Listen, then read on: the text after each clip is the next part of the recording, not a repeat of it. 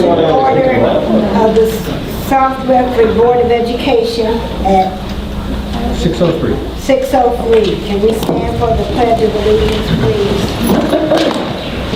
I Pledge allegiance to the flag of the United States of America and to the republic for which it stands, one nation, under God, indivisible, with liberty and justice for all. Mr. Baker, would you call roll, please? Laurie Hicks. Present. Cheryl Fletcher. Present. Misha Irvin. Present. Shirley Colligan. Present. Stephen Baker present. Daniel Winston. Present. Amanda Fletcher. Present. Next item on the agenda is the approval of agenda. Do we have any corrections? We have none. The agenda will be stood as written. Next item on the agenda is Board Superintendent Communications. Next item on the agenda is comments from the audience. Madam President, we have one. Mr. Dyer, and I'll remind you that we have a 3-minute time limit, and I'll give you a warning at the 2.5-minute mark. Okay? It's quick, so no worries there. Just thank you very much for all of you. I just wanted to clarify the following based on questions that I've been receiving that have developed from the last board meeting in regard to the interview. Just so you know, the SRA members that are present participating in the process are not here tonight to support individual candidate. We're here simply just to monitor the process and hear the interviews. Wow. That was Thank short you. and sweet. You can come back at the next one. Next item on the agenda is Superintendent Candidate Second Round Interview. At a regular meeting on October 25th, 2021, Superintendent Galdis announced his intent to retire on or around August 2022.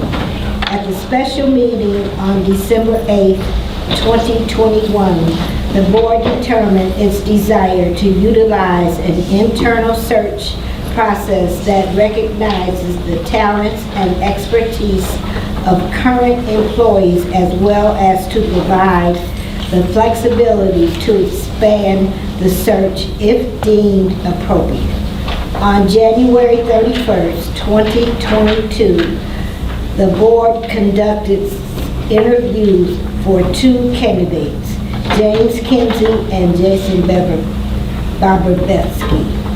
At a special meeting on February 7th, 2022, the board voted to advance both candidates to second round interviews to take place on Thursday, February 10th, 2022.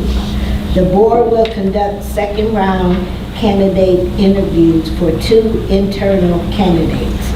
Interviews will be scheduled for 75 minutes per candidate with a recess between candidates.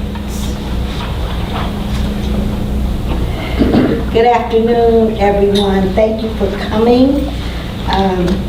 I'm Shirley Tolliver. I'm the president of South Bedford School Board. I have Misha Early as vice president, Stephen Baker as secretary, Cheryl Fletcher as treasurer, trustee Laurie Hicks, trustee Amanda Fletcher, and trustee Daniel Winston. Okay. Good evening. On behalf of the Board of Education, I would like to welcome Jason, Mr. Bob, back to our district. He is currently the candidate position table. I will take a few minutes to discuss and describe our format. The total interview may take up to 75 minutes. There will be an approximately 11 questions. Most will be questions asked of all candidates this evening. However, some may be unique to each candidate. The candidate will be given the opportunity to present a 90-day plan. Toward the end of the interview, we will give the candidate an opportunity to ask questions of the board. Mr. Baker will keep us aware of time remaining. Audience feedback and questions may be submitted from our audience on the form located On the table in the back. on the table in the back. The Board of Education will consider these comments if the form has been signed, the questions are not duplicate or illegal, and if time permits. The task of choosing our next superintendent is a responsibility of the board as representatives of our community. We appreciate and seek input of staff and community in the process. While we are not seeking recommendations as to which individual should be hired, we are seeking your input as to put the strength and concerns about each of the candidates. The opening question, Mr. Bob. Since deciding to become a candidate and participating in first round interviews, what has enforced your aspiration to be our next superintendent? Well, thank you, Madam President, Madam Vice President, members of the Board of Education, as well as audience members that are here this evening. Looking forward to continuing our conversation that we began a couple weeks ago, and so thank you so much for the invite to participate this evening. And so I've had a lot to think about and consider since determining as to whether or not I would pursue the superintendency here for the South Redford School District. And I keep coming back to, I have been an instrumental part in so many things that our district has accomplished in nearly the past 20 years that I feel ready and prepared, and through strong relationships over time that have been built. I have had really strong relationships here at Thurston High School. Certainly, having the opportunity to serve as your human resources person for the last 8 years, I've had the opportunity of hiring nearly half of our teaching staff. Over 80 teaching staff have been hired in those 8 years. And having the opportunity to blossom into the other buildings these past 8 years, I've gotten to know those buildings and those staff members as well. Certainly it's been stifled a little bit from the pandemic. Not in the buildings as much as I would normally have been had it not been for the global pandemic. But one of the things that I keep coming back to is having played an instrumental part in all the wonderful contributions that we've been able to accomplish these past 19 years, inclusive of the most recent $80 million bond that we passed in May. And regardless of the building that I'm in, the continued theme that I hear over and over and over again is it's the incredible staff that we have here in South Redford. And it's been that way since I was a student teacher here 19 years ago at Thurston. And it's still that way now. And so to have been an integral part in rebuilding our staff, as well as maintaining the staff that we have, and knowing that the staff that we have loves to serve the students and the families of our community. It's what energizes our staff day in and day out. And quite frankly, it's the synergizing from one another that I think has led our district to fare far better than most others during this critical time. Thank you. Now, we'll have Mr. Baker ask you the other questions. Good evening, welcome back. We have 25 minutes for this, and so there are 11 questions, so approximately 2 minutes each, and I'll try and give you something subtle, like pointing at my watch or something like that, if we need to move along. These are the exact same questions that will be asked of Mr. Kinsey as well, and the board has asked me to ask all 11 of them, all right? Number 1, in any leadership transition, there is an opportunity to amplify existing successes and challenge some norms. How will you go about building on our strengths while progressively leading us to new heights? Sure. I think we're in that critical position, and I believe it's Jim Collins that talks about good to great, and I believe that that's exactly where we're situated right now as a school district.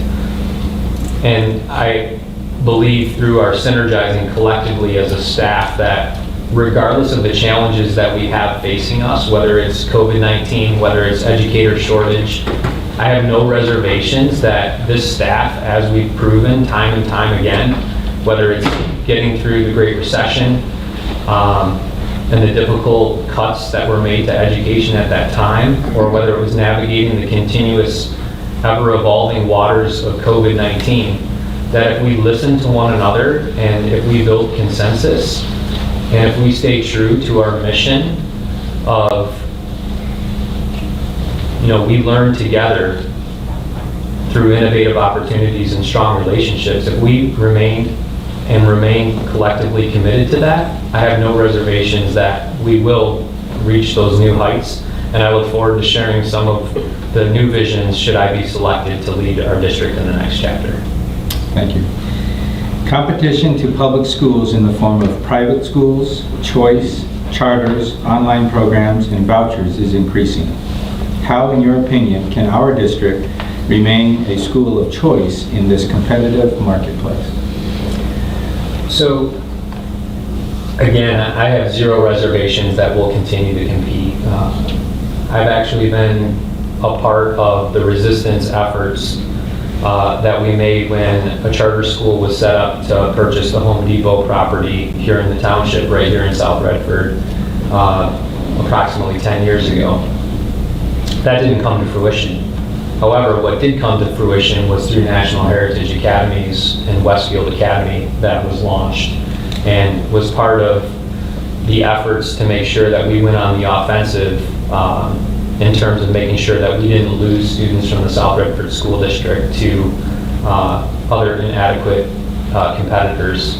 And so we did that through social media campaigns, but once again, we did that through collective commitments as a staff. And one of the things that really resonated during that time was we recognized the power that we have as a staff, that if we flipped and shared all the positive things that happen day in and day out through South Redford school districts and the opportunities that we provide for students, that there's no question that our competitors really can't compete with who we are and what we're about and the opportunities that we offer to our kids.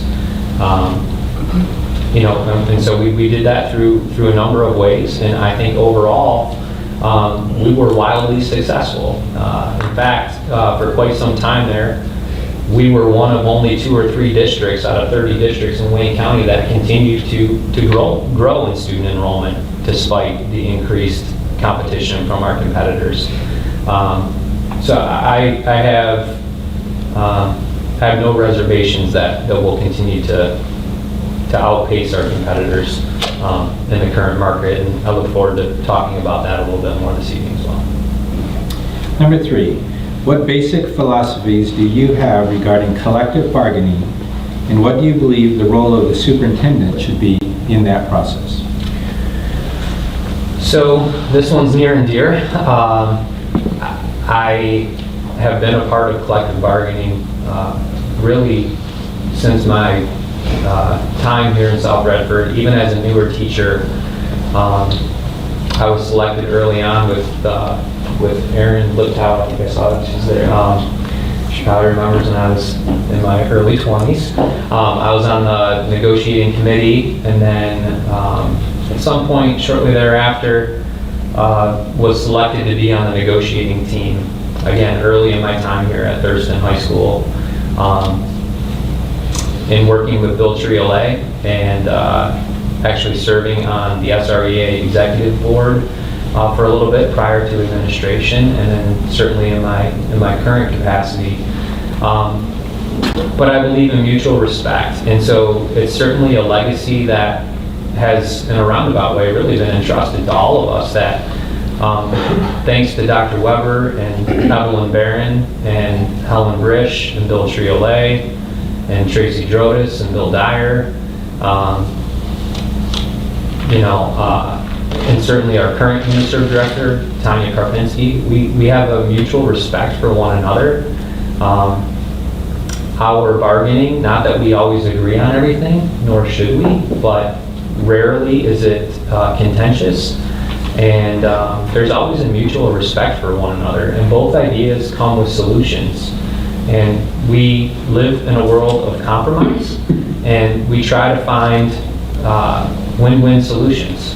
And that's been something that I think, again, in talking with others that serve in similar capacities, in fact, Bill Dyer and I frequently have this conversation, that we're so grateful for the strong labor relations that we have here in South Redford. And it's the same with our clerical group, and it's the same with our principals group. And through those efforts, we've arrived at solutions that are win-win for everybody. We don't always all get exactly what we want, but we seek to find win-win, and we have a mutual respect for one another. And it's something that continues to set South Redford apart from other school districts. We've had that reputation, we've maintained that reputation. When you go to state conferences, county networking groups, that is known on both sides of the table, and take great pride in what we've been able to build and what we've been able to preserve. And not always easy, but we've arrived at some pretty quality bargaining agreements for the betterment of everybody. And at the same point in time, we're a continuous improvement organization, and we have been, and there's certainly always room for improvement. And so as a superintendent, I would look to provide assistance and coaching to make sure that those positive labor relations remain intact. I see that the superintendent has a liaison role in certainly representing the board and what the parameters are in terms of what the board might want to see, and then certainly providing any coaching to who might possibly assume my role as the chief bargainer. Thank you. What authors, podcasts, TED Talks, and news publications inform your knowledge of leadership? How have you continued to grow professionally? So I could go on and on with this one, but if I had to choose some of my favorites, time and time again, I find myself continuing to go back to the work of Stephen Covey and the 7 Habits of Highly Effective People. I believe that many of the professionals in this district, from food service to classroom teacher to administrative assistants, exemplify many of those 7 traits of highly effective people. And then certainly we did the board study a few years ago with Cindy Malik. And I continually find myself going back to his work. Certainly Jim Collins about teamwork and building teams and ensuring that people are in the right places, on the right seats, and heading in the right direction, and arrows are aligned. I still lean a lot on our Baldridge work that we've done in the past as a district. I know we don't do Baldridge the way that we once did, but there has been some mainstays that have stuck with our district for the betterment of our district in terms of continuous improvement. The PDSA cycle, it's part of our culture, it's part of our climate, it's embedded in what we do. I follow the New York Times a fair amount. I also regularly listen and follow Daniel Pink. He's the author, probably most notably known for Drive, about what motivates people. I often find myself going back to his work. Simon Sinek, I always enjoy his podcasts. about how people reach their state of rhythm and flow, which also kind of ties back to what Stephen Covey talks about with synergizing. So those are probably my highlights. Again, I could go on and on, but those are probably my mainstays that would serve as anchors. Thank you. Assuming that every school district should do a good job in the quote-unquote basics, what is needed beyond the basics to ensure that all students have a solid preparation for their future? What might you mean by basics? It's not specified here, but I would assume that's reading, writing, arithmetic, that kind of thing, I would assume. Okay. So, I could go in a variety of directions. So thank you for that clarification. So I think certainly our whole child focus, the work that I saw Holly Palmieri here at some point this evening, but the work that she and Lisa Horvatich and several others did with us on trauma-informed teaching and trauma-informed practices. I still remember being in a group with Misha for some of the activities, and those things still stick with me to this day. Oftentimes I actually go back to that book, especially as we find ourselves in the height of the pandemic. To your previous question about current readings, I do a lot of rereading. And I say that in terms of the social and emotional well-being of the whole child. And so I spoke a little bit about that 2 weeks ago as well, and making sure that we are providing multicultural experiences for our students to compete in the workforce, when they go on to college, when they go on to formulate families of their own, but to be functioning, globalized citizens of the world. And that they will also stand up, as we talked about with culturally responsiveness too, that they'll also be unapologetic about standing up to the injustices such as the internment camps that are taking place in China today, in 2022. And those would be the things that they would stand up for life, for all life, beyond just the core academics. Thank you. Number 7. Oh, no, number 6, I'm sorry. Many new theories, innovations, and philosophies have been introduced into educational delivery in the last decade. What new idea do you feel has been the most effective in improving learning?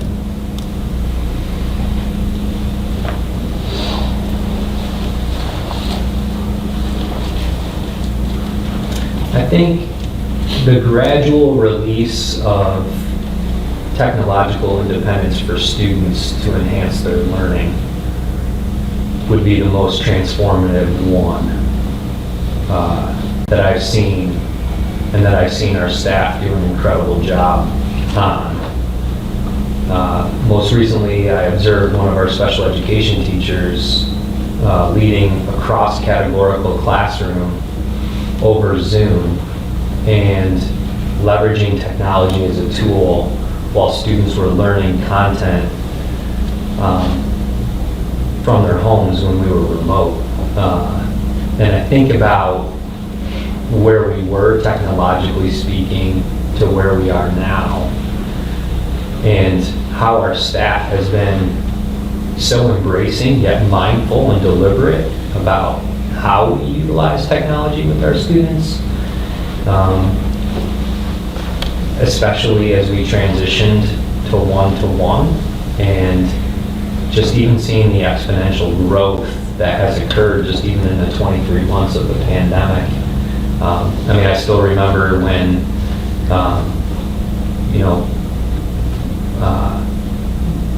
Jason Brader and Rory Hughes first pitched Chromebooks to the board probably 10 years ago, and to where we are now. It's been pretty exciting and transformative, and to be able to still deliver quality instruction during the global pandemic That would be my top one. Thank you. Now, really, number 7. Describe how you would assess and address concerns regarding employee morale. So I believe we all have a collective responsibility when it comes to staff morale. I've always believed that. I think we all play a role in that. I believe collectively as a staff that we have a responsibility of the tone that we set for one another, but also for our students. And so similar to the labor relations response, having that mutual respect for one another and working towards a win-win solution and working towards consensus building, I think that is a way that we feed off of the positive synergy of one another. I think we also need to get back to reimagining that family feel that South Redford is known for and leveraging the size of our district as a strength. And so I think we need to consider going back to the district-wide start of the school year professional developments, whether it's a district-wide kickoff at the start of the day or ending the day together or coming together for lunch. That energy,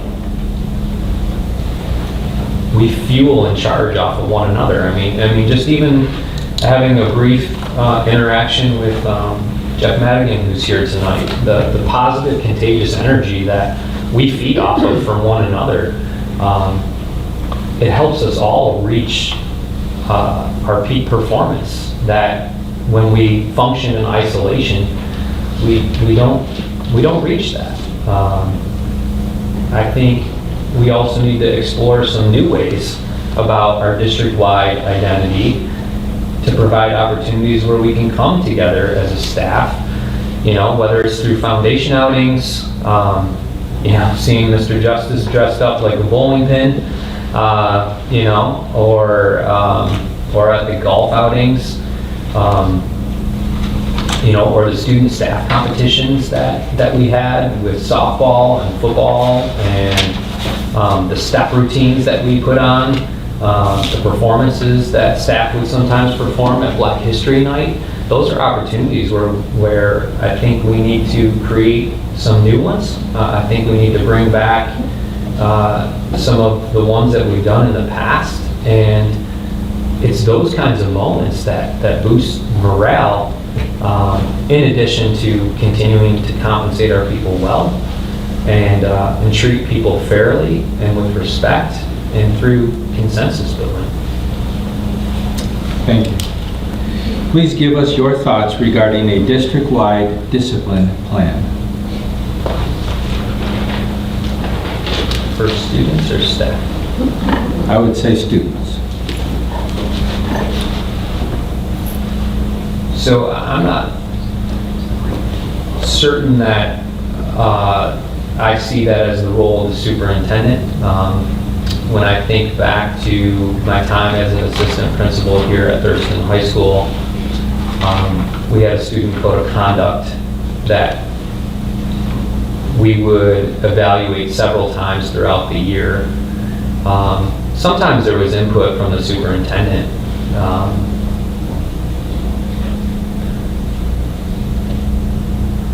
But at the same point in time, we also work towards alignment 6-12. And then similarly, the elementaries do the same, where they come together and take a look at the student code of conduct and what might need to be tweaked.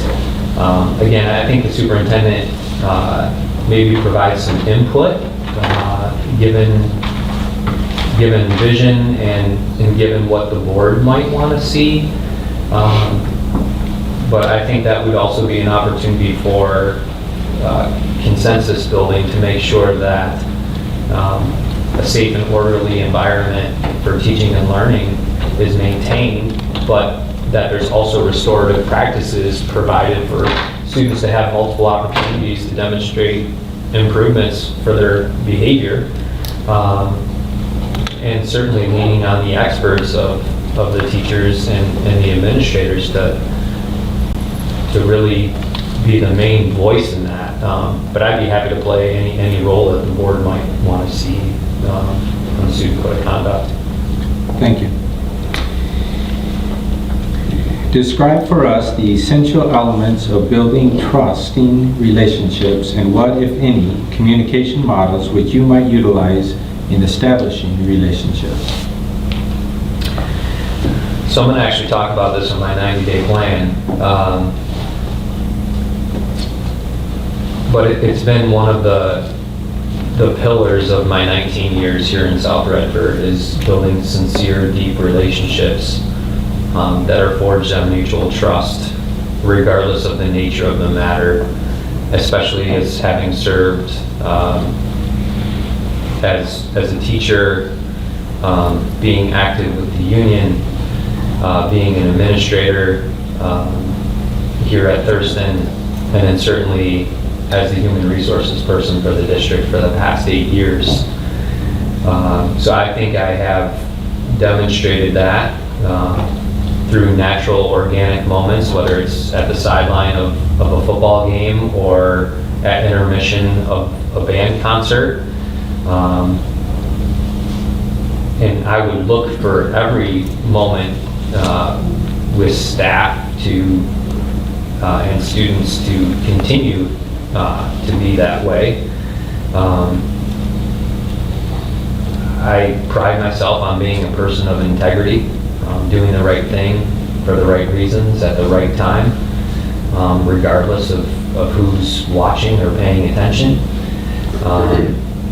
Again, I believe that is our culture and climate of the South Redford School District. And I can say that sincerely, even having functioned as your human resource person for the past 8 years, and having had the opportunity to hire approximately, half of the staff and 7 out of the 11 administrators, and also with the letters of recommendation that I've provided to the board, I think you'll see that continuous thread throughout each of the letters of recommendation that you shared.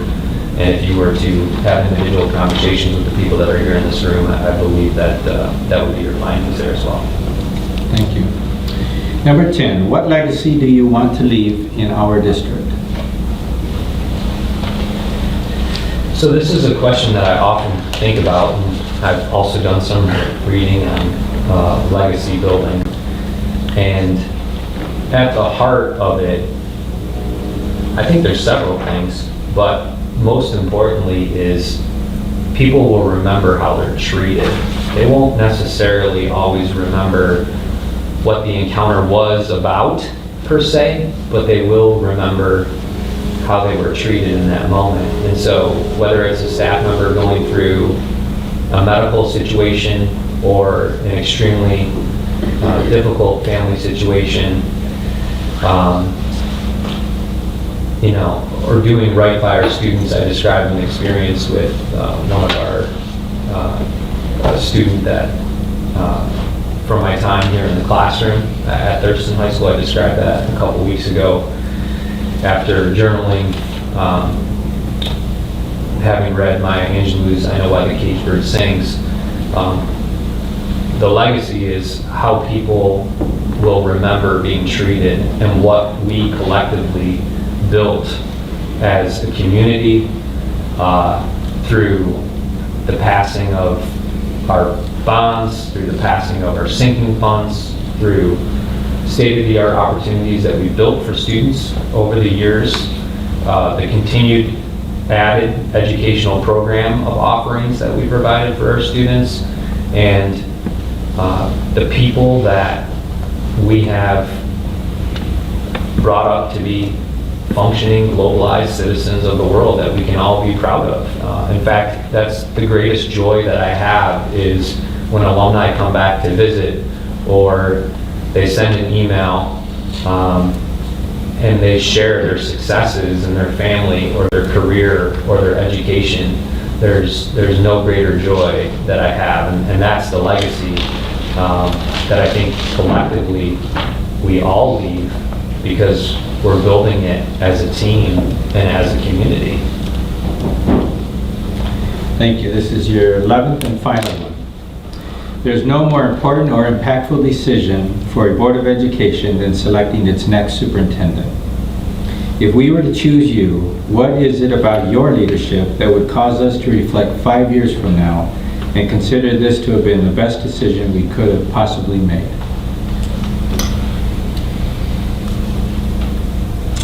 I believe that we're at a pivotal moment in our district's history in that we have some unique challenges and opportunities facing us. And I believe through the innumerable amount of opportunities that the school board has provided to me over my 19 years here in the South Redford School District, I believe that I am adequately prepared in mind, body, and spirit to lead us in our next chapter here in the South Redford School District. I think a steady hand in holding the vision for the $80 million bond project. I think making sure that we are securing our funding resources, most recently with the board's approval on Monday night of pursuing our sinking fund in May, while also making sure that we attack the educator shortage head on and that we find creative solutions together to attract and retain the best quality educators that we can continue to have in front of our students. And that we do it together, and that we do it through listening, and that we do it out of mutual respect, and that we do it out of consensus building. And I believe that we will do that because I've seen us do it before. And I've seen us rally together, and I have no reservations that should I be your selection, that we will do that again and do it together. Thank you, Mr. Bobrovetsky. Madam President, we took a little bit longer. We took 28 minutes, but we're doing okay. Now, Mr. Bowden, you may proceed with your 90-day plan. Thank you, Madam President. So the board has a copy of the 90-day plan. There was some projection difficulties, so audience members, sorry that we don't have the visuals before you, but these two TVs don't cast at the same time, so only half the people would kind of be able to see it, and then there would be a screen right behind Reverend Baker and President and Vice President, Ms. Tolliver, Ms. Early, so decided not to project the 90-day plan. However, you do have a copy of the 90-day plan in front of you. And so when thinking about the approach to the 90-day plan, I really took a two-pronged approach. One, kind of really building off of the last question from Reverend Baker, is the vision for the next chapter of our school district, and in an inspirational yet practical way. And so the jumping off point would be to first and foremost begin with the district-wide listening tour and talking with all of our stakeholder groups, inclusive of and starting with the board, each school building staff, the administrative team, our clerical team, the cabinet team, PTOs, custodial maintenance and grounds, food service, transportation, technology, as well as community partnerships, which you also had an opportunity in reading in my letters of recommendation from each of these stakeholder groups. It would be a simple activity. Some of the teachers that are here in the audience tonight are familiar with this activity, and really it's through the lens of what are we not doing now that we need to start doing? What are we currently doing that is impeding our progress that we should stop doing? And then what is it that we're currently doing as a district that we need to continue doing? So it's called the start, stop, continue. And with each of these stakeholder groups, I would listen for the common threads and think of ways that collectively we can build consensus and reimagine and restore the family feel and leverage the size of our district for the advantage of our students and families that we serve day in and day out. You'll notice, again, continuous improvement is embedded right into the district-wide stakeholder listening tour, as well as providing a natural, organic way to foster and build and continue to invest in existing relationships. So I would be committed to doing as many lunches or after school or before school, traveling to buildings. We've done this similar like practice that I started when we're seeking to hire new principals, and it served the district well, where staff really have an opportunity to open up. Sometimes people will travel in 2 or 3 or as a department, and some people will travel solo to share what they'd like to share, and identify the common threads for improvement and build on those.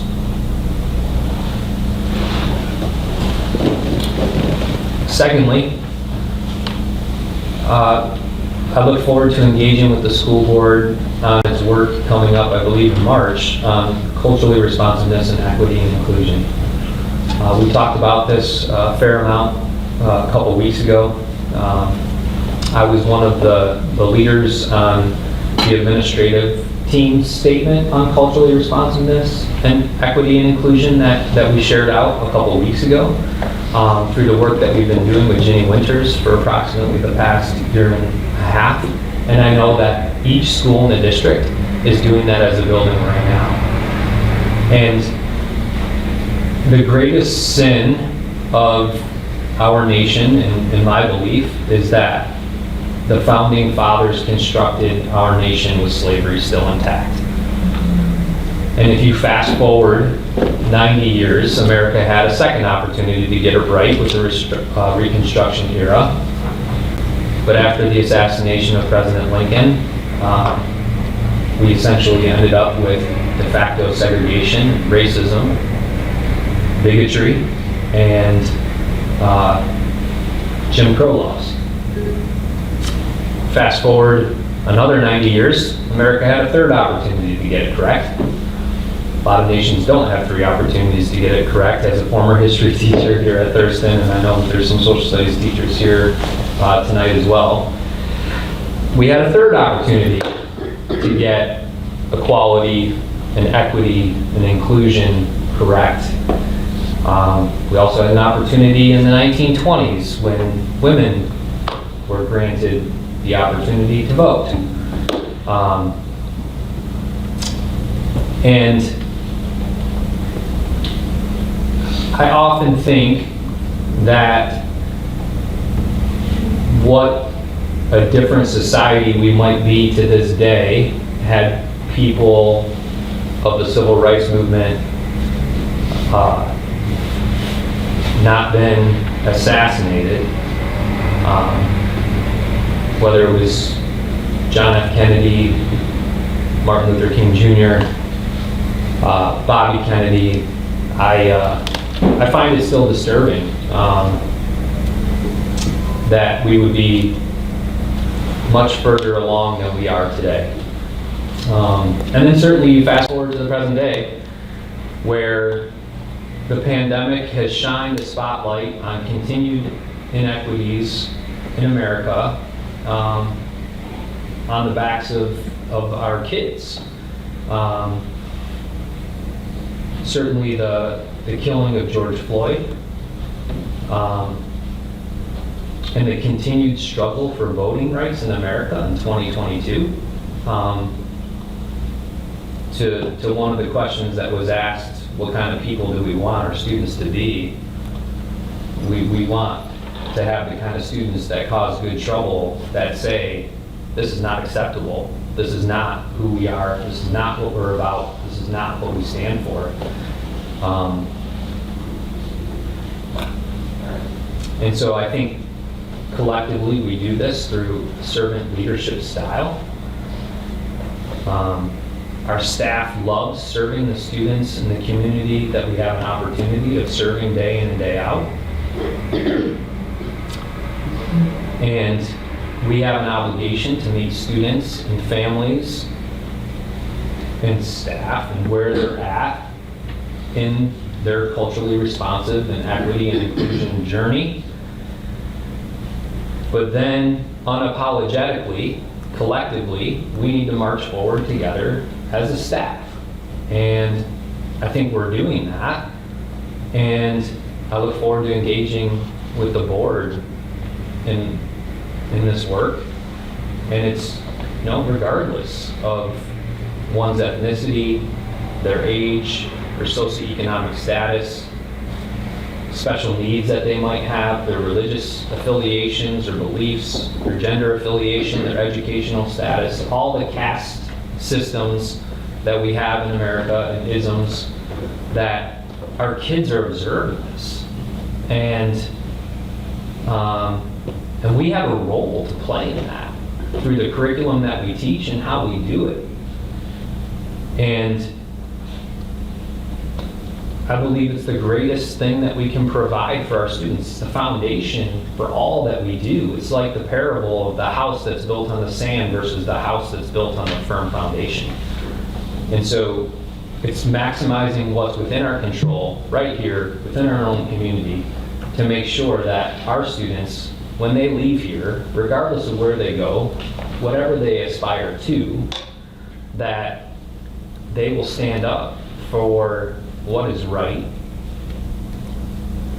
And that is part of our role as educating our students the best that we possibly can for the fourth industrial revolution and making sure that they're adequately prepared to participate in a globalized world. And if we don't do that, we fail them. And so I look forward to partnering with the board on their journey in this. And I also talked about the practical matter. And so transitioning in the 90-day plan to securing funding resources. As previously mentioned, most recently, thanks to the board's support, the board unanimously supported going out to the voters this May of renewing our $10 million sinking fund, which will ensure that we can continue to take care of all the resources that we have currently here in the district and the gems that we're all so proud of. We're adding significant square footage with the bond, and so we'll have more to maintain, we'll have more to take care of. We'll also have more repairs to do. Also, something that doesn't sit well with me is that this year we did lose approximately 65 students. And so one of the ways that we secure additional funding is by increasing our student enrollment. That would certainly be a focus, and leveraging social media campaigns to do that, because we have great programs for kids and we have an incredible staff. And we've done this before, and I know we can do it again. So I'd like to see our student enrollment increase and leveraging our partners to do that. Taking advantage of the early childhood opportunities that we have. We have a preschool that's tuition free. That thanks to Lisa Horvitich's leadership, I saw her here this evening. I've had an opportunity to partner with her in those efforts. And if students have a positive preschool experience, the likelihood of them staying here in South Redford is great. And we know that kids that come to South Redford and stay in South Redford primarily achieve at or above grade level. Maximizing the Innovation Center, certainly pending the board's approval. I have a vision to see what's going to be provided at the Innovation Center as an opportunity for surrounding districts to come to. Should that be a direction that the board might want to go, I would be very interested once that gets off the ground and is running well. I mean, for far too long, our students have sat on a bus for 25 minutes to go to Westland to get CTE-like programs that we're soon enough going to have right here in the district. I was just talking with Beth Harris the other day.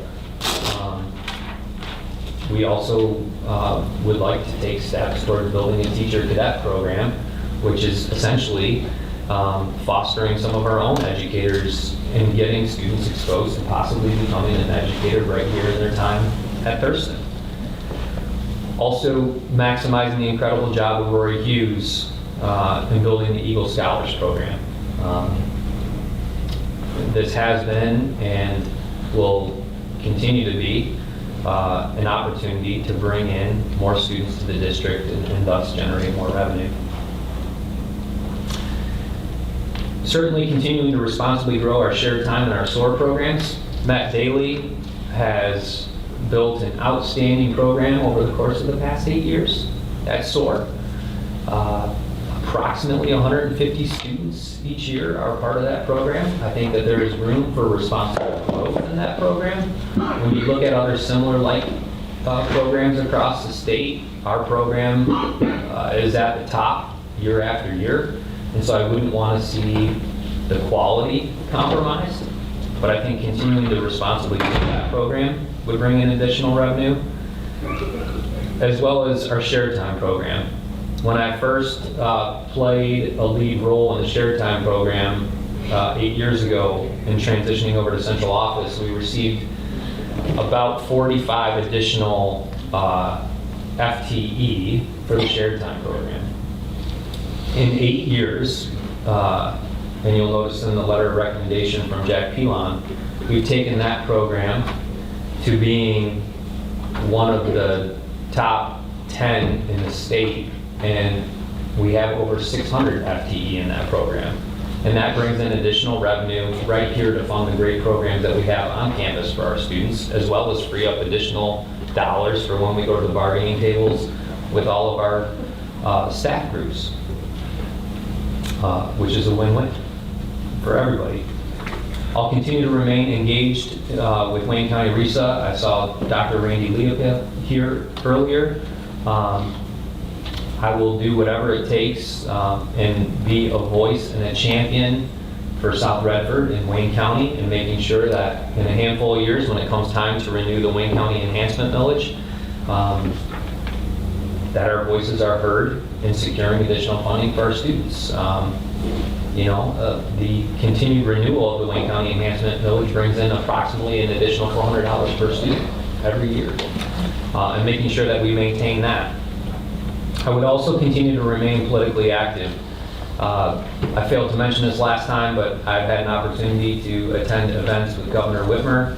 I've had a one-on-one conversation with her. I actually handed her my South Redford card. I think all of you will be very proud. In championing the efforts of the Per Student Foundation Allowance. Things like, in fact, Dr. Leopold was a champion of the Research Collaborative. And I talked about this a couple weeks ago, that when you compare, prior to the pandemic, the Per Student Foundation Allowance was the same pre-pandemic as from when I was in high school. And I've been out of high school for quite some time now. That's not acceptable when we're counting on our students to be the next generation of leaders and functioning, tax-paying global members of society that will stand up and do the right thing for the right reasons. And then certainly maximizing our grant opportunities. I am encouraged by the governor's budget from yesterday, in which she's proposing a $435 per student increase. That's super encouraging. I'm very encouraged to hear about the monetary compensation that she has proposed to help retain our most talented educators, somewhere between $2,000 and $5,000. I think those are all steps in the right direction. And again, I think one of the positive things that has come out of the pandemic is that there is a newfound appreciation for educators. Because for many months out of the 23 months of the pandemic, starting March 13th, I think we officially start the junior year of the pandemic, to expect that parents can parent and be counselors, and be social workers, and social coordinators, and teachers. And I think there is a newfound appreciation for our educators that do great things for kids. And it is encouraging to see that become a spotlight. I certainly think it's helpful that the president's wife is an educator herself. I know Vice President Harris, that was part of her AVID campaign as well. And so starting to see momentum in those areas, especially based on what educators and parents and grandparents and aunts and uncles have had to do to stand in the gap so that kids can have access to their education, I think is a plus. And I think it's imperative so that we don't have a forgotten generation, because education was inadequately funded previously. And then lastly, again, more kind of on the practical, inspirational side, is making sure that we maximize our day-to-day while also remaining future-focused. And so, certainly Mary Ruth's presentation, keeping an eye towards student growth and achievement from Mary Ruth's presentation on Monday. Those growth and achievement results are not okay. We know all the reasons for that. And there's work to do there. But then also making sure that we maintain a whole child focus that's inclusive of social and emotional learning and more counselors and social work support. Making sure that we maintain our vision for the bond, so that with this bond, we have new gems that we can all be proud of for generations to come. Just like we have here in our state-of-the-art auditorium, or even the media centers that were built in one of the other previous bonds, that will have new gems that we can be proud of with this bond, like the Innovation Center and other improvements that will happen. I'll continue to maintain and invest in the relationships with our community partnerships, like George Maddox Chevrolet. In fact, they donated a truck for the new automotive program that's going to launch here at Thurston in September. Western Golf and Country Club, how they've sponsored our foundation events, honors dinner. They funded some of our STEM and STEAM labs, the partnerships that we have with the Redford JCs, the Redford Chamber of Commerce, as well as police and fire departments, as well as the Ministerial Alliance. I know all the players in those community partnerships very well, and I've gotten to know them more and more over the course of my past 19 years here in the district. And then certainly a laser beam focus on making sure that we're focused on the educator shortage, of making sure that we attract and retain the best staff to have in front of our students as humanly possible. Looking at new creative ways to retain our people, and it's everybody. From parapros to bus drivers, to teachers, to administrative assistants. It's everybody. We have an incredibly talented and dedicated staff. It's the best thing about South Redford and the students in the community that we serve. And then I was one of the leaders on developing a district-wide security coordinator position. Again, as a continuous improvement organization, there's always room for improvement. While our schools are safe and secure and orderly, with the recent tragedy in Oxford, there is always room for improvements. And so, collectively, we identified an area for improvement, and looking forward to aligning our practices across the district when it comes to safe and secure teaching and learning environments for the students that we serve day in and day out. And then lastly, certainly valuing the students, the staff, and the community in every single interaction.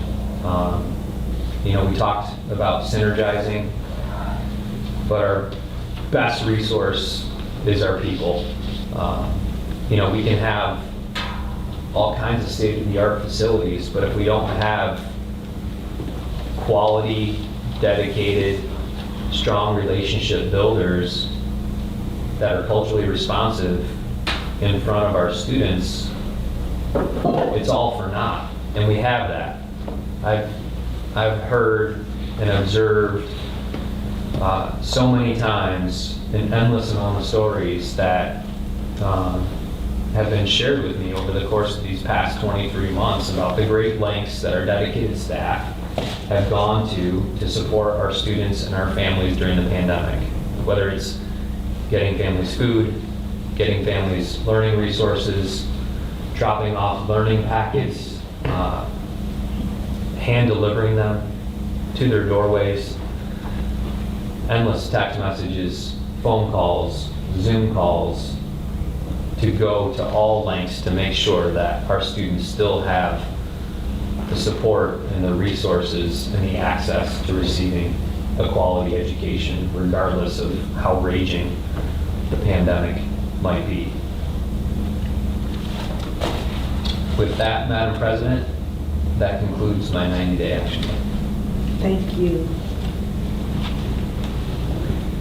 Do I have any questions from board members regarding Mr. Bob's 90-day plan? No, I have no questions. Oh, do I have any? No? Okay. Thank you. Questions from the audience, Mr. Baker? Madam President, I think it's candidate questions to the Board of Education, I believe is next. Oh, okay, I'm sorry. Mr. Bob, do you have any questions to us? Let's see that. I do not at this time. Thank you. Next is Kevin, questions from the audience. Thank you, Madam President. This one, thank you for submitting these. A lot of these have already been covered, and so there's one that we would like to ask you. You alluded to it in your 90-day plan, but here's the specific. What is your plan to retain teachers, specifically teachers of color? Sure. So, I think it's restoring the family feel regardless of one's ethnicity. It's the camaraderie that we forge together, in that if we do it through the culturally responsive lens and through equity and inclusion, and if we truly appreciate and value who every single person is and the contributions that they make to the staff, a natural, deep relationship will be forged. And the commitment to want to stay, because all people feel valued as a member of the team and as a member of the staff. People will want to stay.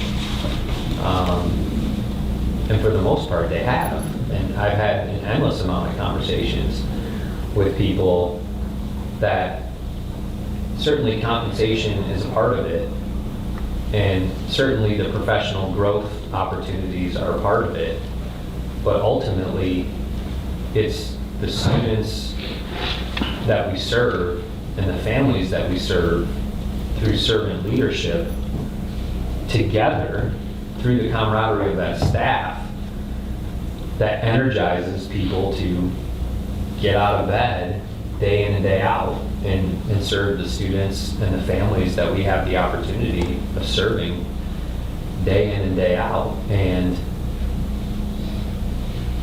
that camaraderie and that synergy inspires one another to reach a new peak performance that will want people to stay. I've also I've had the opportunity to hire and recommend to the board for hire several folks that did go and try other professions outside of education, but because they missed the synergizing and the camaraderie and the team building and giving back to the future generations, that they've returned to education.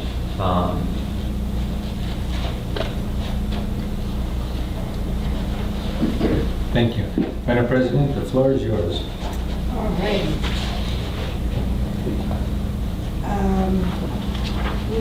Next thing is our closing. Thank you very much, Mr. Bob. Thank you, Madam President. And thank you for your dedication thus far. Thank you. Madam President, are we going to ask him if he Oh, would like to make a closing statement? Yes, I did. Okay. Would you like to make a closing statement, Mr. Bob? I most certainly would.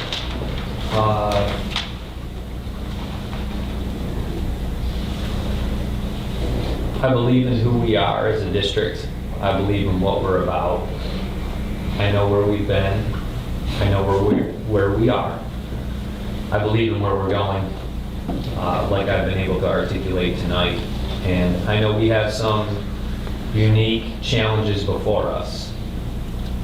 But I have no reservations that if we come together and listen to one another and restore our family feel, and that if we focus on the things that I shared in my 90-day plan, should it match the direction that the board would like to go, I have zero reservations that we can meet these challenges head on. And that this next chapter will be an incredible chapter that we'll write together in preparing our students to live, play, work, and contribute for the next generation to come. And I've proven this in my 19 years here in the district, and if selected to be your next superintendent of the South Redford School District, you'll continue to have mind, body, spirit, ears to go in the direction that I believe we need to go, and go from good to great. Thank you. Thank you. We appreciate your continued interest in our position. Thank you. Thank you. Thanks for having me.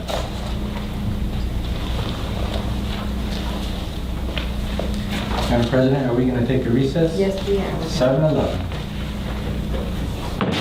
We'll have a recess for about 15 minutes. Okay. Thank you.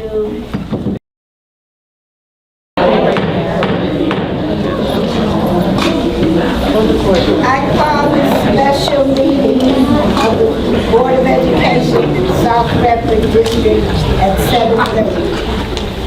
Stand for the Pledge of Allegiance. I pledge allegiance to the flag of the United States of America and to the republic for which it stands, one nation, under God, indivisible, with liberty and justice for all. Mr. Baker, will you call roll, please? Lori Hicks. Present. Cheryl Fleischer. Present. Keisha Early. Present. Shirley Talbot. Present. Stephen Baker, present. Daniel Winston. Present. Amanda Fletcher. Next item on the agenda is the approval of agenda. Do we have any? Madam President, I think we already did that, so I think we're all ready to move ahead. Oh, did everything? We didn't give it to new people? Okay, we did. All right.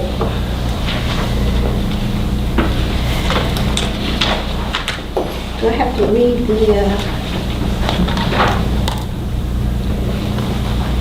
Do I have to read this number 7 here?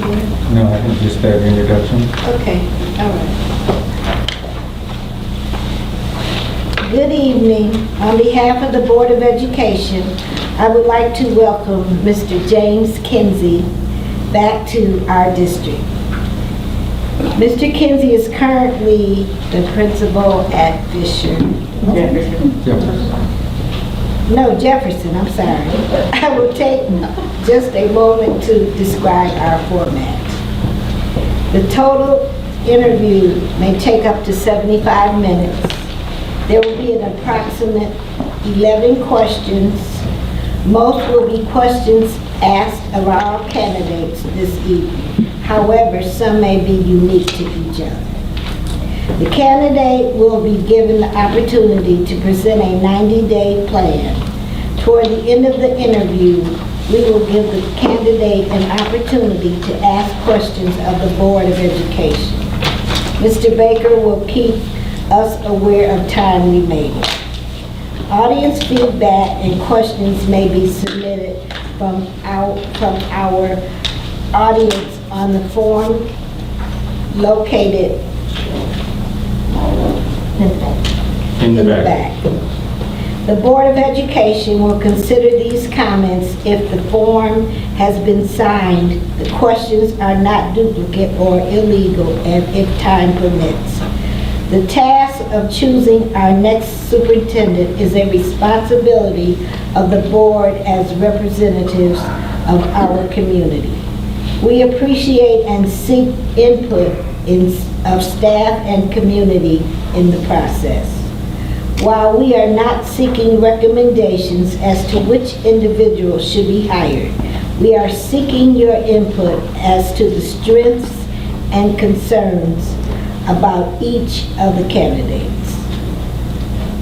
Opening question that I have for you is, since deciding to become a candidate and participating in first round interviews, what has it reinforced your aspiration to be our next superintendent?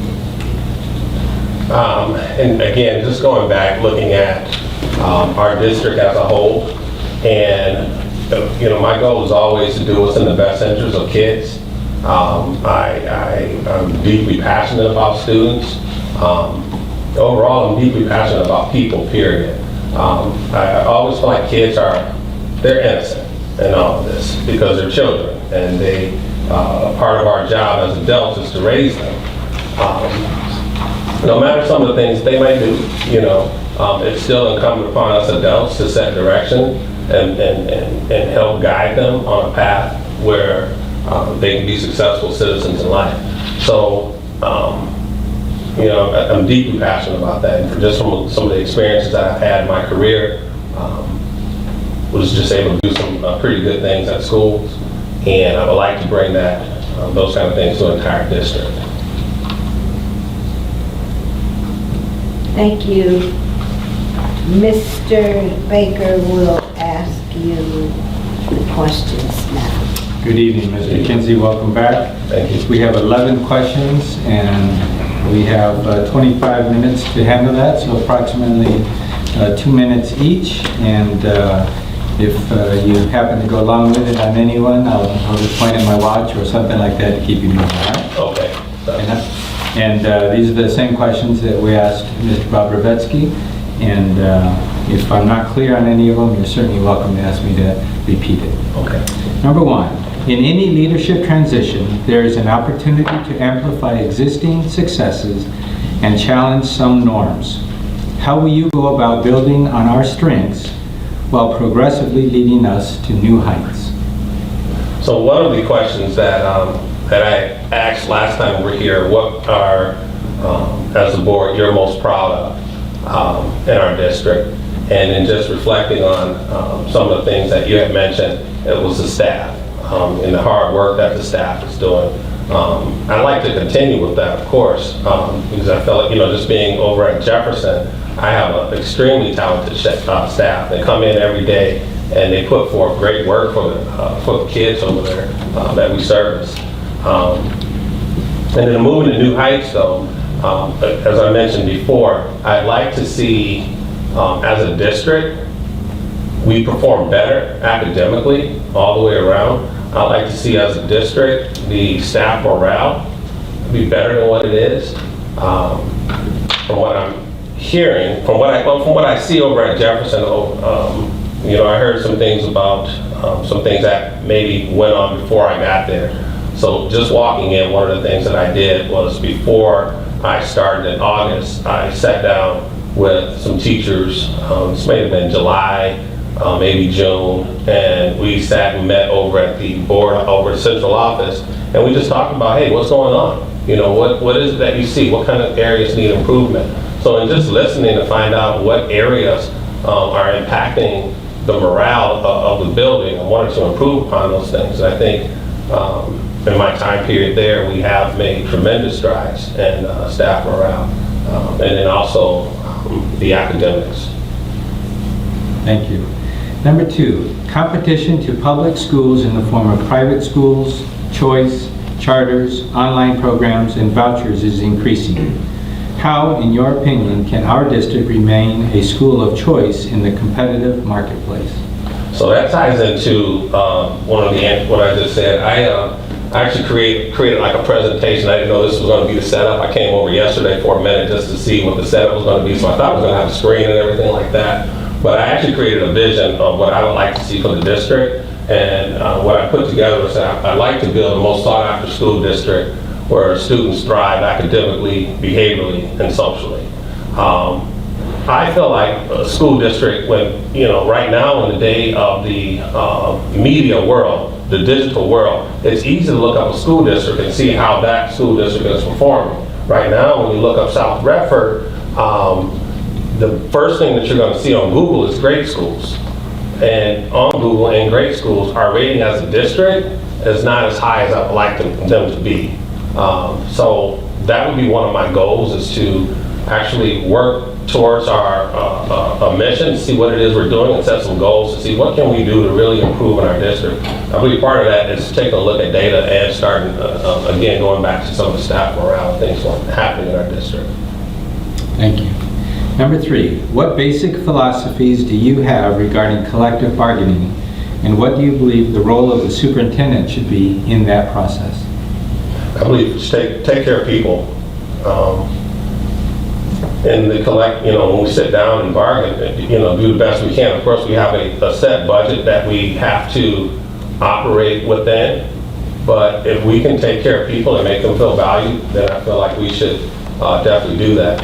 And at the same time, we want to make sure that other needs in the district are being met, such as supplies and things like that for kids. I never like when a teacher has to come to me and ask for some kind of supplies that they need to execute what it is they're trying to do in the classroom, and I don't have a budget or anything to meet the demand of whatever the teacher needs. I like to always say yes when it comes down to, teacher says, hey, I need this, I want to make sure that I can give it to them. But when we sit down and we talk about bargaining and things like that, I feel like being on the same page with saying, hey, look, this is what the budget is, here's line items for this, line items for this, and then do the best that we can to service all areas. So teachers, our buildings, our infrastructure, supplies, all of those kind of things. So I feel like that's what the role is.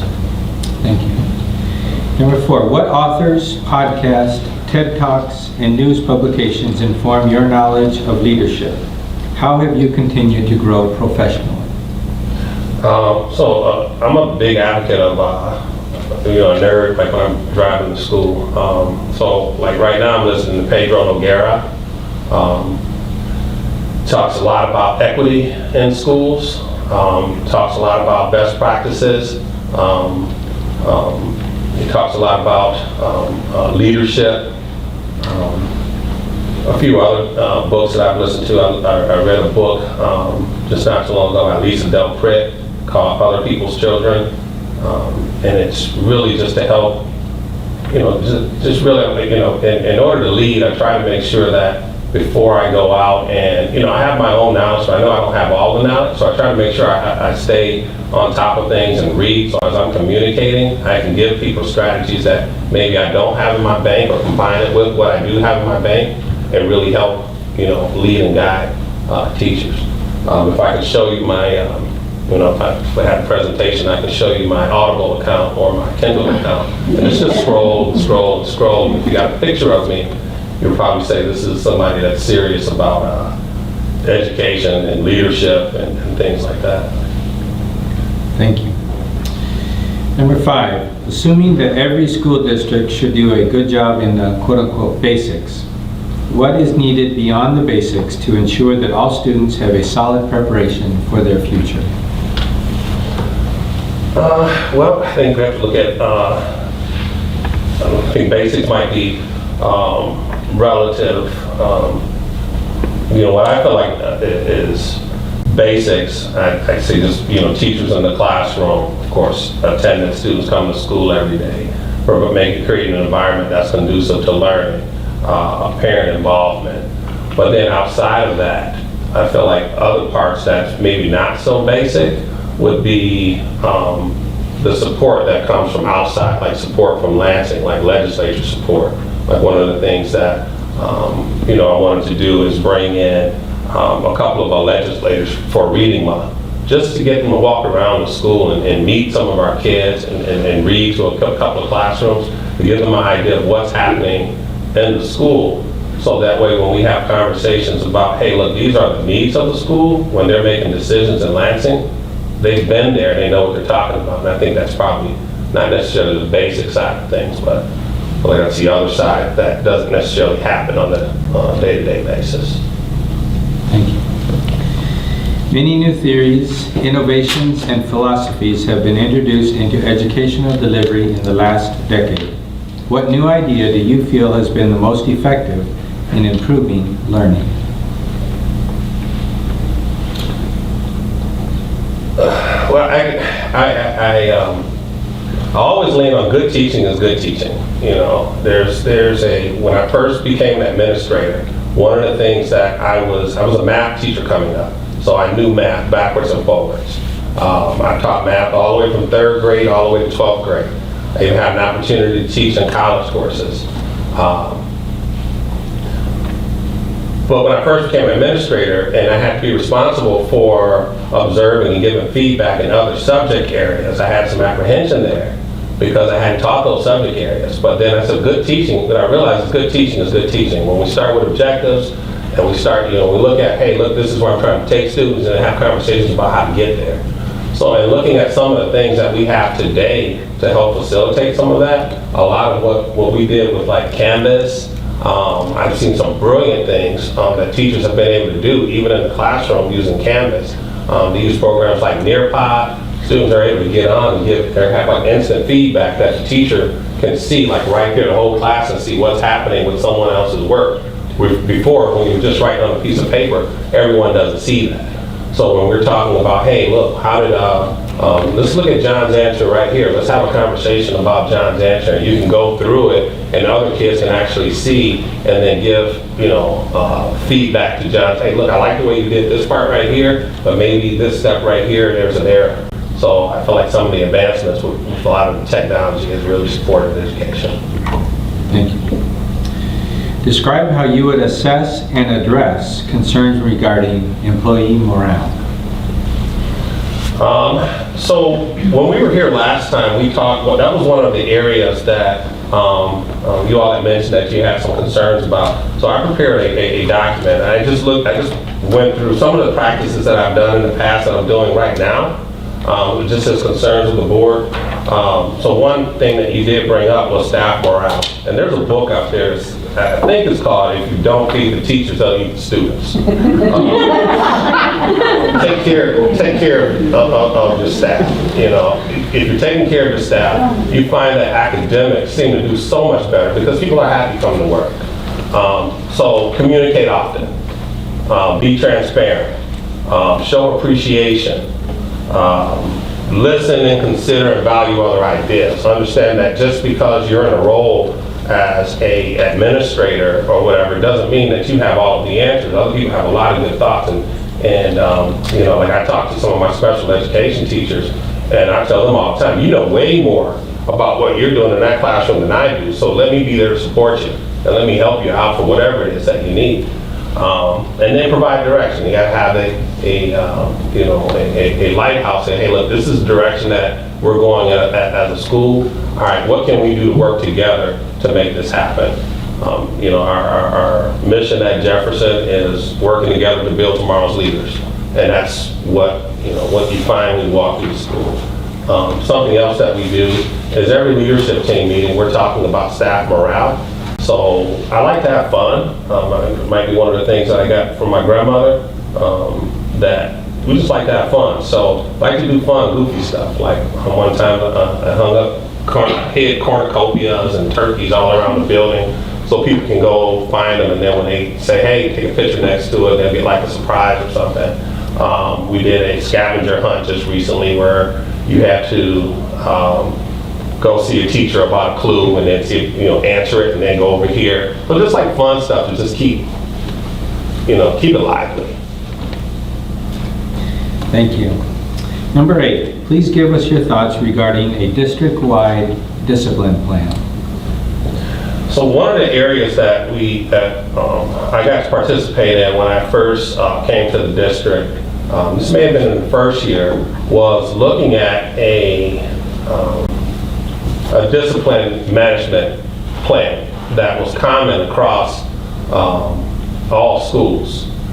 Where I came from my experience when I led a K-8 school, we had a discipline plan that was common. So I brought that same plan to the district, and we used some of that to develop the plan that we have now. So we have a plan. It's in the I like to call it a working plan because I don't know if it can ever be finished, because new things will happen, new things will come up, and you have better ideas for how to handle situations.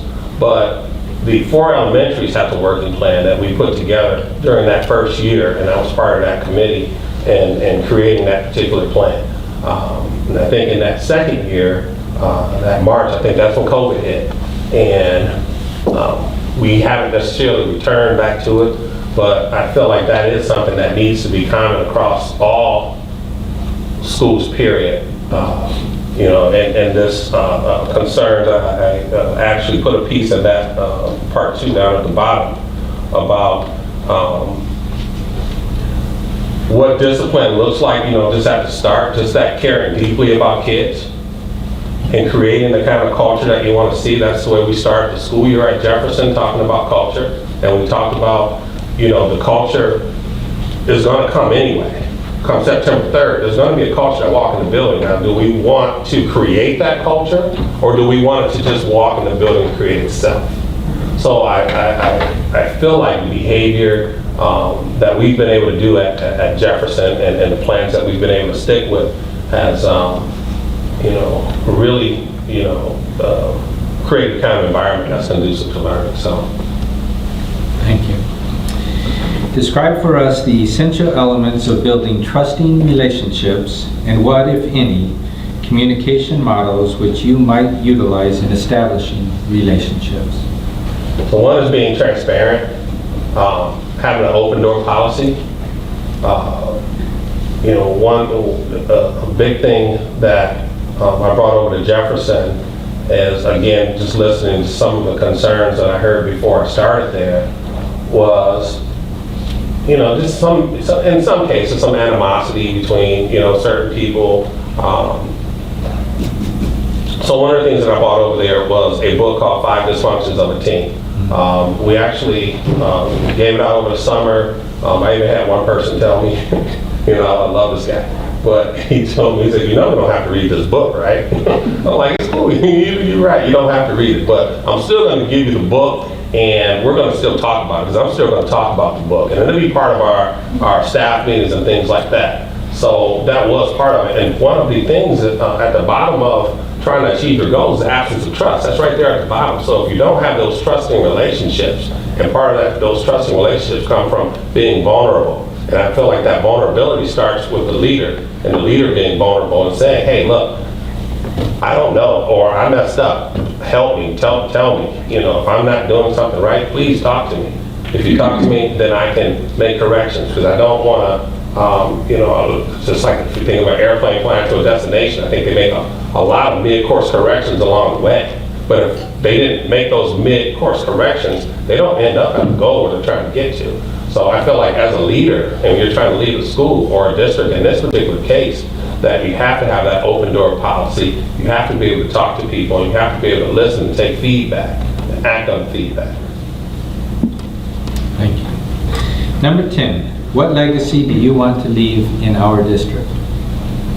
Going back to that vision that we'll be a sought-after district, I want people to come study South Redford to find out what is it that South Redford is doing to get the kind of results that it gets from kids and producing students who are attending Ivy League colleges, just what's going on right here in South Redford. I like to see property value go up in South Redford. I feel like if our school district is doing extremely well, it's going to impact property value. Property value goes up. People are going to wonder what's going on there. I like that to be part of my legacy. Thank you. This is your 11th and final one. There's no more important or impactful decision for a Board of Education than selecting its next superintendent. If we were to choose you, what is it about your leadership that would cause us to reflect 5 years from now and consider this to have been the best decision we could have possibly made? I have, as I mentioned, I have a heart and passion for kids. I have a heart and passion for people. I want to see people succeed, and I work hard to make sure that those things happen. You'll find that I am a study. I will sit down and I will figure, whatever that thing is, I'll work hard to try to figure it out. If I mess up, that I'm going to say, hey, look, I messed up right here, but let's see what I can do to fix it, or not make that kind of mistake again. That's just the way I operate. And then you'll see, what I'm hoping to see is that some of the successes that we've been able to, that I've had in my career, from leading the K-8 building, from leading Jefferson, that kind of success will happen with the whole district. Thank you. Madam President, the floor is yours. Thank you. The next item is you can present your 90-day. You have if you have the book that I gave you last time, I actually included the 90-day plan in the book. It's in section 1 of the 90-day plan, but I also created a presentation, but it's okay, I already talked about that. But if you don't mind, I'd like to use some of the things that I have in the presentation to talk about it as I go through the 90-day plan that's here. Okay? All right. So, this piece you won't find in your book, but in my experience as being an administrator, there are certain things that I make sure that I focus on at the schools that I have the opportunity to lead. When I led the K-8 building, and now when I'm leading Jefferson, there's 5 areas that I look at for, what shows success. And I didn't make these 5 areas up. It was actually a study done out of the University of Chicago. And that study was done, they took a look at what are the common characteristics of high-performing schools. What do those schools do? This is one of the things I started talking about when I first got to Jefferson. So I'll go over those 5 things right now. So one is a coherent instructional guidance system. Teachers plan together and they also collaborate.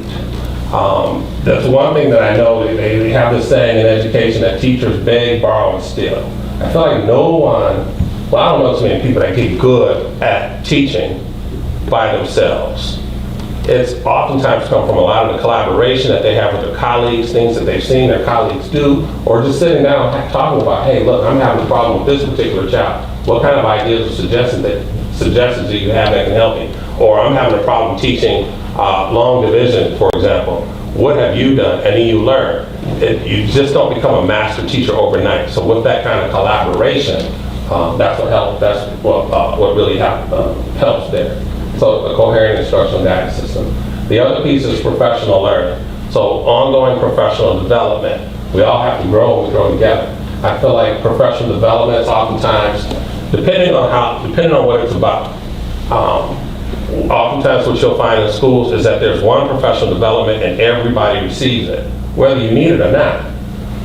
I think that's unfortunate because everyone doesn't need the same kind of professional development. That's why I really like a program that we just started using last year called Simple K-12. And it allows the teachers to go on and choose which professional developments they like. Now, of course, some things you have to, like when we have Bridges, the adoption of Bridges, you have to have a PD on Bridges. Or when we started our school-wide behavior plan a few years back, we had to have a professional development to go through that, or where everyone needed to be there. So that professional development can grow in their own capacity. Relationships is the third piece. Relationships, that's relationships from teachers to students, teachers to parents, and teachers to, or school to community. A big piece that I often find that does wonders for kids is when the teacher or the school has a relationship with the parent. And that relationship can't just be like this. It has to be, sometimes pick up a phone and have a phone call and talk to somebody about, hey, look, I'm proud of your child. They did an excellent job with this, that, and the other. Or, hey, look, I'm proud of your child. They did an excellent job with this, that, and the other. But we need some work in this particular area right here. And those relationships help bridge the gap between school and home. And parents feel more comfortable with coming into our schools and just being part of the school community. The fourth thing is student-centered learning environment.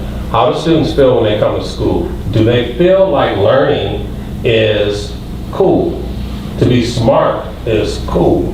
Because unfortunately, in some cases, in some schools or some classrooms, you'll get picked on if you're smart. And it's super unfortunate. But how can we create an environment where kids feel like, you know what, this is what we're all about? So some of the things that I've done in the past is we used to talk to kids about, hey, this is what your RIT score is, this is what this means, or this is your MSTEP score. One thing that we did over at Jefferson, I used to do it at my last school, is for MSTEP. When the kids hit their target or were proficient or advanced on MSTEP, they got a big medallion and we awarded them at the assembly. And they were so proud to come up there and get their reading medallion or their math medallion. They were super happy about receiving those awards. So that student-centered learning environment, do they feel safe coming to school? Do they feel like the teachers care about them? And then the last thing is distributed leadership or shared leadership. I don't feel like, and maybe I'm too humble, I probably shouldn't say this in an interview, but I'm not smart enough to come up with all the ideas. So I feel like just having this kind of leadership, to distribute leadership, to talk to other people, sometimes people, oftentimes people know more than what you know. And sometimes it's a good opportunity to step back and let them lead certain things. I feel like Mr. Kinsey doesn't have to always be there and lead everything.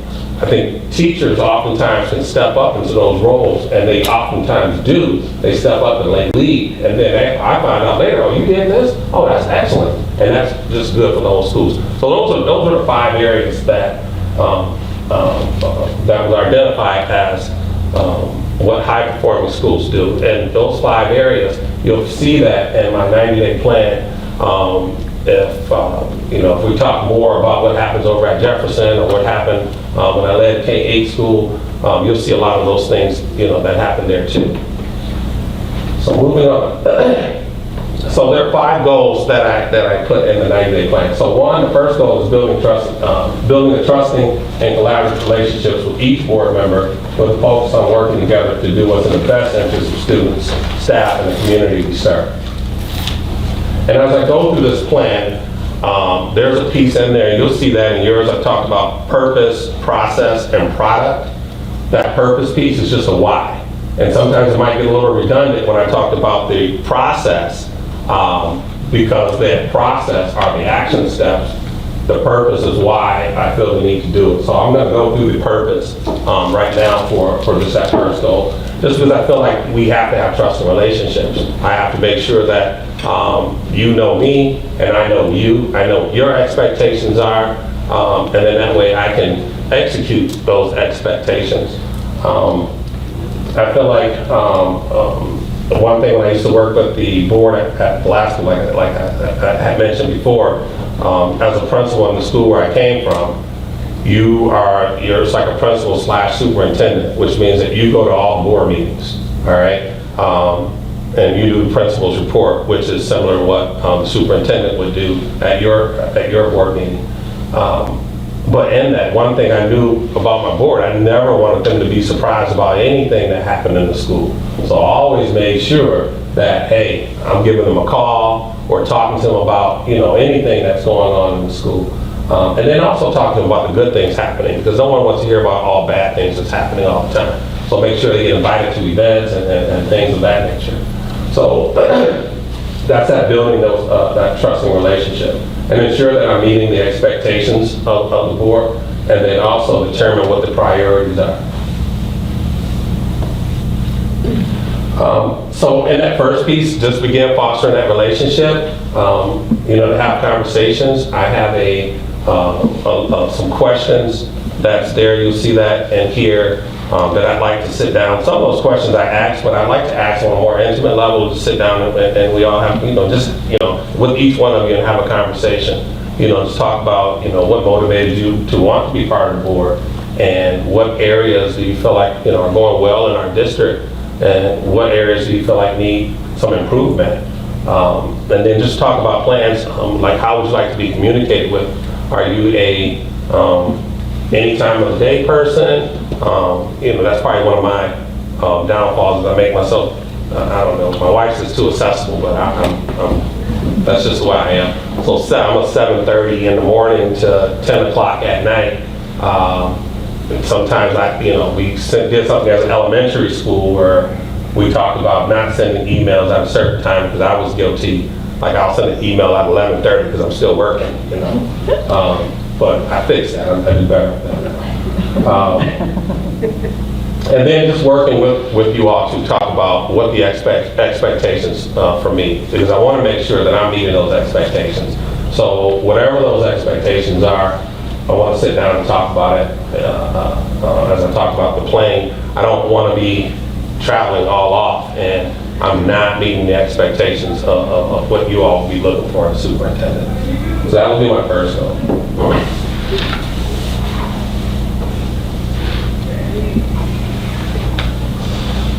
The second goal is establish roles of trust by conducting listening and learning tours to better understand the staff's perspectives of what is working well in our district, what needs improvement, what essential skills they bring to the team, and where they would like to see our district in the next 5 years.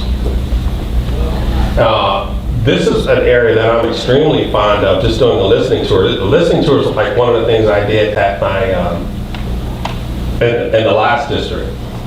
Because I felt conducting listening tours gave me an opportunity to see what was going on in the school.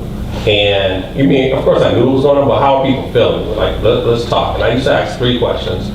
What do you feel like is going extremely well? What areas do you feel like need improvement? And then what can I do to be a better leader for you?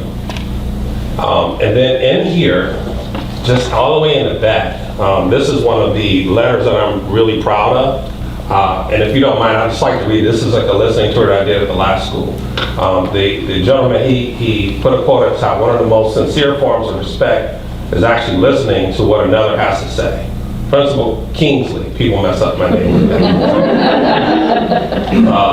Yesterday further confirmed, but thoughts of why I view you as a worthy brother who does an exceptional job at leading by merely talking or taking it upon yourself to listen exemplifies your ability to follow, yet exhibit a strength uncommon to those in your position. And then he went on, may the words that come from my heart and ideas expressed from my soul not fall upon deaf ears. But anyway, you can't start saying, I was happy about listening, so, hope it doesn't fall on deaf ears. But yeah, so that's just one of the things that I did with everybody. I had 52 staff members at the lab, and I listened to all 52 of them. And then those who didn't respond to, because I sent out an email, hey, let's arrange a meeting, and if you didn't respond, then I just went after you. It's all the time, hey, I need to talk to you, I need to talk to you, I need to talk to you. And then, you know, so I was able to get through everybody, and I had a checklist of who I talked to. I went through and I looked at some of the emails as I was preparing for this and said, yeah, I got everybody. Conducting a listening tour, so taking the opportunity to listen and gather understanding, an understanding of various outlooks and opinions of colleagues helps provide a starting point for creating a common vision. Shows respect for the outlooks and opinions of others, helps develop trust and builds engagement, and sets the tone for open communication and collaboration. So here's what I would do. I would set up meetings with each building administrator, and I have a list of questions that are, I included them here, of what I would ask. And then also set up information gathering meetings with staff at each building. Probably won't stalk all the staff because, you know, it'd be too many, but I would definitely have open invites, and anybody who wants to talk to me, I definitely want to sit down and have these conversations. And then also, as I mentioned earlier, in those 5 areas of high-performing schools, set up information gathering meetings with students from grades 5 to 12. And then also send a survey to our families to find out, you know, what do they feel about what's going well in our district and what they would like to see. And then also meet with the union leads from every school to learn, you know, what is it that you're seeing? You know, I want to know, you know, how you're feeling. What is the staff telling you on areas that, you know, going well and that you need to improve upon? The third goal is to gather an understanding of current district academic data, tools being used for instruction, and develop better understanding of intervention programs used to address student performance. Of course, the purpose of it is to help focus attention on how our district is performing academically, keeps families who value quality education for their children, and keep them in our district because they know we're doing great things for their kids, so they want to stay. But then also attract those searching for quality education. And then provides an opportunity to analyze how our current tools and practices are working. So I work with our data coordinator, Mary Ruth, to just look at reports. Being a math teacher, it's one of the things I geek out on is looking at data and reports and things like that. So I want to look at MSAT data, PSAT data, SAT data, NWA data. And then also work with her to look at surrounding schools, especially those that have similar demographics. And, you know, one thing that ties into what I talked about at the beginning of the 5 things that high-performing schools do. And part of the reason I want to look at schools with similar demographics is because sometimes what happens is when some students are viewed, you can easily look at them and make judgment calls based on background and where they come from and their performance right there in the classroom. And then the research, unfortunately, will support some of those judgment calls because some of the research shows that students who come from well-to-do backgrounds and their parents are well-educated tend to do better in school. That's what the research shows. However, there are schools out there that don't have any of those things. The parents may not have the best educational background and they may be living in poverty, but the kids are doing extremely well. There were some studies done on some of those schools. They're called 90-90-90 schools, where 90% of the kids are free and reduced lunch, 90% of the kids are minority, but their scores, 90% of them are proficient. So then, you know, folks, that just goes against, you know, some of the thought process and some of the views. So that's why it's important to look at other groups. And I think it's section 6 of this. Yeah, section 6. There's a piece that I use at my last school. This actually ties into those 5 things. It's called the Essential 11. This is what we talked about because, you know, I just wanted the view, and these are some of the practices of those 90-90-90 schools. At first, it starts with high expectations. That's what you believe about kids and the expectations that you have for kids. And kids have an amazing way of meeting those expectations. And then it goes into some other things, you know, doing instructional rounds, which is a key thing that I'd like to bring to our district. Right now, we don't necessarily, I feel like as principals, we operate in silos, and I feel like principals need to grow and learn too. So part of the way principals grow is by going to see what other principals are doing and observing other principals' classrooms and talking to them about how they handle things in their building. So that's instructional rounds. Collaboration meetings, we talked about that earlier. Teachers sitting down, talking to each other, learning from one another. High focus on literacy. And then like the final thing on there, I'm not gonna go through all 11 of them, but one of the things is connecting students back to the school. So right now at Jefferson, we were able to, we qualified as Title I. We were able to get Title I dollars this year. So one of the things that we're starting at Jefferson are some of our clubs. Because I know that some of those 90 schools, when kids are tied to the school, and it's not just all about academics all day, but you're tied to the school, there's other things. Now you're more invested in the school and what's happening in the school, which can tie over into your education. So that's why, I'm sorry I went so long on this, but this is really important, because once you understand that, yes, it can be done, and we create that belief system that we know that kids can perform at high levels, then what data says, and all those kind of things out there, we can do it. At my last school, we were recognized as a school that's called Beating the Odds, because the odds say that kids should perform this way. When we were 99% African American and 96% free and reduced lunch, but yet our student scores were they weren't at the 90. We were on our way, but the team that I was able to lead, we brought them up from the 20s all the way up to like 35, 36% proficient in reading. So it was better than what the odds would say. So that's why we end up getting beating the odds. And then coming over here to Jefferson, we have something very similar where we were just recognized as, we won the inaugural Building Hope Award, because over the last 3 years, our students, their growth outperformed the state of Michigan, and for African American students, and then also students with low social economic are considered in that range. So, it's just from practices such as these is what we believe about kids. Share data with the administrative team. I think it starts with data. We got to take a look at data to see how kids are performing. That gives us our starting point. Mary Ruth would call that the here's what. And then work with the curriculum and instruction team to take a look at, what tools are we using, take a look at our instructional practices, and then also sit down and talk about our intervention programs.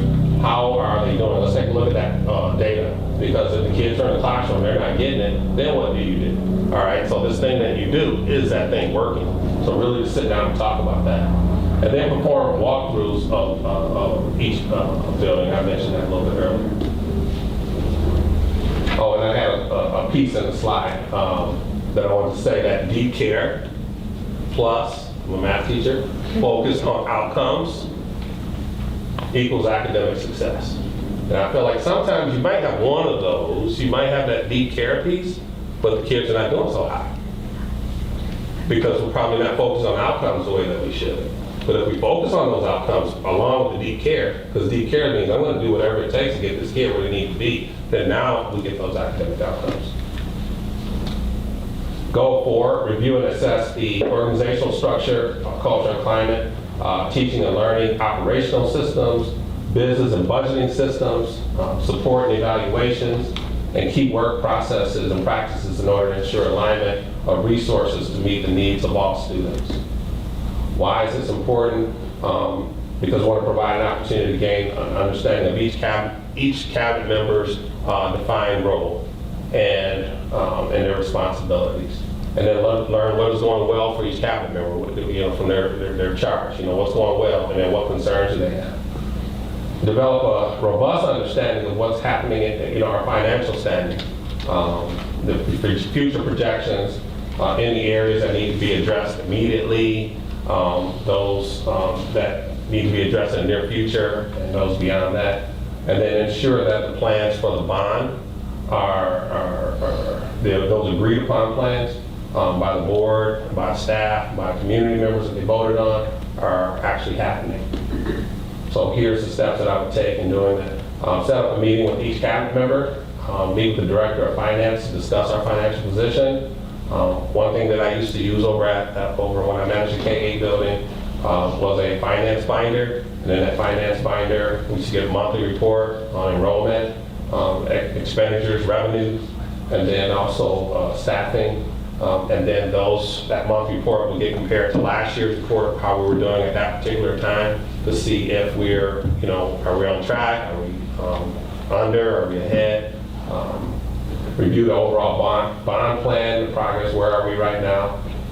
What needs to happen next? What are the next steps?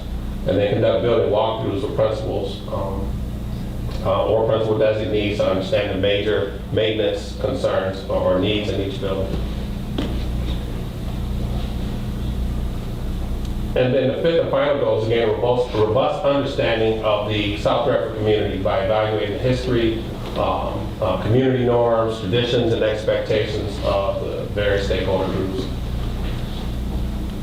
Why is this important? To position you to better understand the thoughts, hopes, and beliefs of our community, forge relationships with various community members, see how we can better support one another, and identify what is working well in the district and areas that tend to challenge us, and then begin planning for improvement.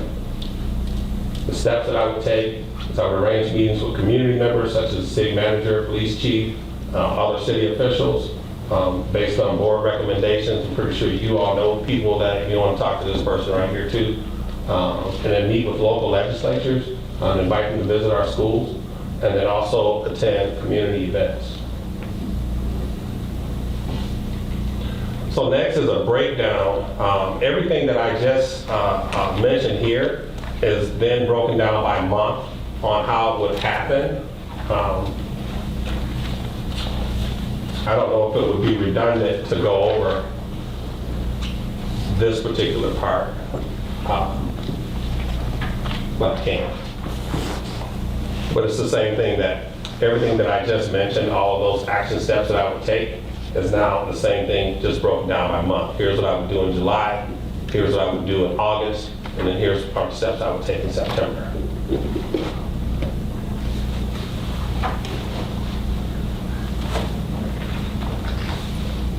And that concludes the 90-day plan.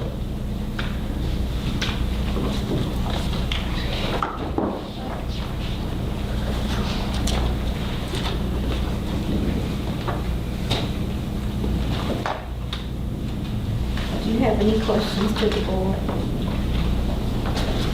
I asked the main questions that I wanted to know answers about for last. I would ask when would the decision be made, but I don't. I'm gonna leave that. But I do want to thank you all for the opportunity to sit before you and even be considered for a position such as this. This is a huge responsibility. I understand that. And I feel like that I would be a good fit for it. I feel like some of the successes that I've had in the past, that I could bring those same successes to our entire district. So thank you for the opportunity. Do we have questions? Yes. Mr. Kinsey, this is a question that comes from the audience, and it was also asked of Mr. Bobrovetsky. What is your plan to retain teachers, specifically teachers of color? So number one, my plan would be to start with morale. I think going through and with the listening tours, before someone decides to leave a position and go elsewhere, it's oftentimes because there was something going on, some kind of problem, there's some reason why they're deciding, hey, look, I'm leaving. So in sitting down and having those conversations to find out what's going on and open those lines of communication, then I may be able to help or work with the administrative staff to do the same thing. It's really just sitting down and talking to people. It's unfortunate that the school district where I was before I came to South Redford, there was this revolving door of teachers. And it wasn't until my very last year there, I was a principal for 4 years there, and then an assistant principal prior to that. But in all of my years since 2008, when I started there was always an open classroom, always, always, always. But it was my last year there that I was able to go through the whole year without losing a teacher. And I think it was because of, conducting those listening tours and finding out what's going on and really putting a finger on, hey, what's going on with my staff? And how are you feeling? What's going on? Talk to me. And oftentimes, before somebody left, it was really just open lines of communication. Oh, I need support here. Or, whatever it may have been. We sit down and we work through those problems and we solve them together. And then at the end of the day, if they still feel like, hey, look, this is not the bus I want to be on, then, okay, we have to take that and understand it. But I really feel like when you work with people and you understand and you try to meet their needs as best you can, then you tend not to have that kind of turnover. Thank you. Madam President, it's yours. Thank you. How's that time? We have plenty of time. Well, would you like a closing statement? Yeah, it's just, I like the opportunity to be in the position. As I mentioned, I feel like from my experiences in the past, I feel like I can bring those experiences to the entire district. Mr. Kinsey, we appreciate your continued interest in our position. We will be in contact with you within the next. I believe we'll be meeting on Monday, Madam President, and chatting through all of this. Yes. We sincerely appreciate your time and interest in our district. Fourth, for coming to visit us again. We enjoyed your presentation. Thank you. Thank you. Thank you. Enjoy the opportunity.